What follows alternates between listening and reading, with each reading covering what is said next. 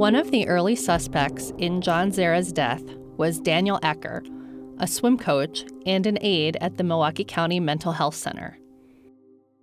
Acker resurfaced in 2009 after he was arrested on suspicion of child sexual assault. Even then, he told police the same story he had been repeating for more than 30 years since John's death. He claimed that a guy named Joe, a patient at the mental hospital where he worked, witnessed the crime. And I called the family and I says, I tried to tell the police, but they won't believe me, but I have a mental patient. And I can't tell you his name by law. But he's telling me he was there. He knows a lot. And he knows too much. John's parents introduced Acker to a television reporter who was doing a series on the Zera case. Because I did a television thing with Pete Wilson, an old Channel 4 announcer who went to the family to try to bring it out in the open for the public. So he did interviews and he went to the park and he did this and this and this and this. And I wasn't in the picture till the end of the series that he was creating. Here are some excerpts from that news series, which aired in 1978. Acker insisted on anonymity when he did the television interview.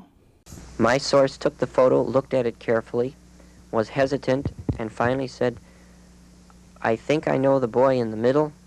I think that's John." The boy was crying. The boy stated to one of the assaulting males, the boy said to him, or called him, a son of a bitch. Quote, that's a quote. And he was then slapped by one of the assaulting males and told to shut up and not speak and to lay down on the ground. In 2009, Acker described the scene of the crime for a detective. Here's Joe's group home. Here's the road. Here's this party area. Here's the murder site. He showed me where the injury was. He even pointed the correct side of the head, so that freaked me out. He knew the boy didn't have his jacket, but the guy gave him a jacket that was like this too long.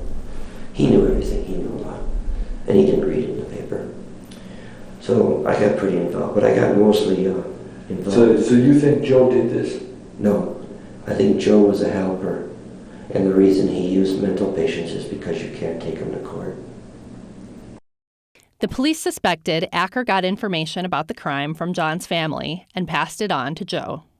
John's older brother, Mark, says after the murder, Acker went to great lengths to get close to their family. I thought the guy was a creep from the first time I ever met him. He inserted himself into my parents' life.